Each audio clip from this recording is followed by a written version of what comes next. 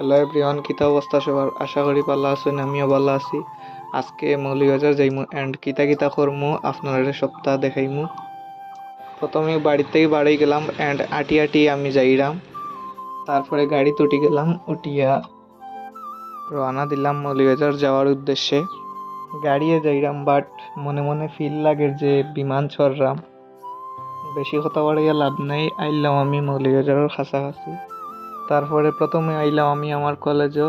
হালকা একটা কাজ আছিল, যে সাইন দেওয়া লাগে আর কি, ওটার লাগি কলেজে আইলাম। তারপরে হঠাৎ প্ল্যান, আমার ফ্রেন্ডে কই মৌলভীবাজার বাণিজ্য মেলা চলে, তারপরে ওখানে কয়ে যাইতো। তারপরে আমরা বাড়ি গেলাম বাণিজ্য মেলার যাওয়ার উদ্দেশ্যে।